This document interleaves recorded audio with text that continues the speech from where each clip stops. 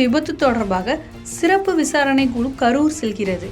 வழக்கின் ஆவணங்கள் ஒப்படைக்கப்பட்ட நிலையில் அஷ்ரா கார்க் தலைமையிலான குழுவினர் கரூர் சென்று விசாரணையை தொடங்கியிருக்கின்றனர்.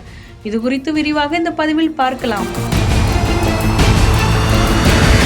கரூர் மாவட்டம் வேலுச்சாமிபுரத்தில் தாவேகா தலைவர் விஜய் அரசியல் பரப்புரை மேற்கொண்ட போது கூட்ட நெரிசலில் சிக்கி 41 பேர் உயிரிழந்தனர். இது தொடர்பான வழக்கை சிறப்பு புலனாய்வு குழுவினர் விசாரித்து வருகின்றனர். பாதிக்கப்பட்டவர்களை சந்திக்கவும் சம்பவம் நடந்த இடத்தில் ஆய்வு செய்யவும் திட்டமிட்டிருக்கிறது இந்த குழு. உயர்நீதிமன்ற உத்தரவின் அடிப்படையில் சிறப்பு புலனாய்வு குழு அதிகாரிகளாக வடக்கு மண்டல ஐஜி அஷ்ரா கார்க் தலைமையில் Namakkal SP Vimala IPS, civil supply CID SP Shyamala ஆகியோர் நியமிக்கப்பட்டிருந்தனர். இத்தகைய சூழலில் அஷ்ரா கார்க் தலைமையிலான குழுவில் மேலும் 8 அதிகாரிகள் சேர்க்கப்பட்டுள்ளனர். இதில் தடயவியல் துறை அதிகாரிகள், 3 காவல் ஆய்வாளர்கள், உதவி ஆய்வாளர்கள் என மொத்தமாக 8 பேர் குழுவில் புதிதாக சேர்க்கப்பட்டுள்ளனர்.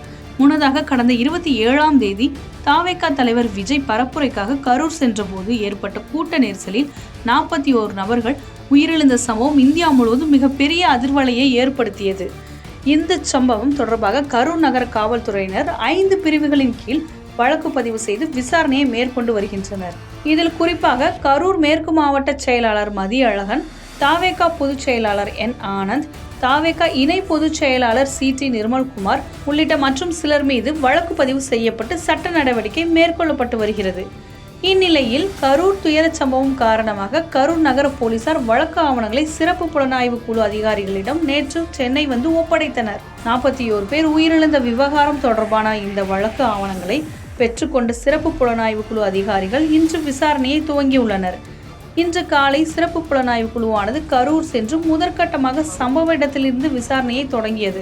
அதன்பின் தாவேகா நிர்வாகிகள், பாதுகாப்பு மற்றும் அனுமதி வழங்கிய காவல்துறையினர், பாதிக்கப்பட்ட மக்கள் என தனித்தனியாக சம்மன் அளித்து 10 நாட்கள் அங்கேயே தங்கி இருந்து விசாரிக்க திட்டமிட்டிருப்பதாக அதிகாரிகள் தெரிவிக்கின்றனர். சம்பவ இடத்திலிருந்து செய்தியாளர்களை சந்தித்த அஷ்ரா கார்க், இன்றுதான் முதல் நாள் விசாரணையை தொடங்கியுள்ளோம். இது குறித்து வேறு எந்த தகவலையும் பகிர முடியாது. எங்கள் குழுவில் என்னை தவிர மேலும் 2 SPக்கள், 1 அடிஷனல் SP, 2 DSP மற்றும் 5 இன்ஸ்பெக்டர்கள் இருக்காங்க என தெரிவித்திருந்தார். உயர் நீதிமன்றத்தின் உத்தரவின்படி இந்த SIT போடப்பட்டது. அது தொடர்ச்சியாக இன்னைக்கு தான் முதல் நாள் நாங்கள் விசாரணை ஃபார்முலா ஆரம்பிச்சிருக்கோம். அதனால் இப்போதைக்கு இந்த கேஸ் நாங்கள் இப்போ தான் ஸ்டார்ட் பண்ணதுனால தொடங்குறதுனால விசாரணை இப்போதைக்கு ஃபர்தர் டீட்டெயில் இப்போதைக்கு ஒன்றும் ஷேர் பண்ண முடியாது, சொல்ல முடியாது. இப்போ தான் இன்வெஸ்டிகேஷனை இன்னைக்கு உங்களுக்கு தெரியும், நீங்கள் பார்த்துருக்கீங்க, ஸ்பாட் ஃபர்ஸ்ட் டே விசிட் பண்ணியிருக்கோம், ஆரம்பிச்சிருக்கோம். நன்றி. எங்கள் டீமில் என்னை தவிர 2 SPs இருக்காங்க, 1 அடிஷனல் SP இருக்காரு, 2 DSPs இருக்காங்க, 5 இன்ஸ்பெக்டர்ஸ் இருக்காங்க.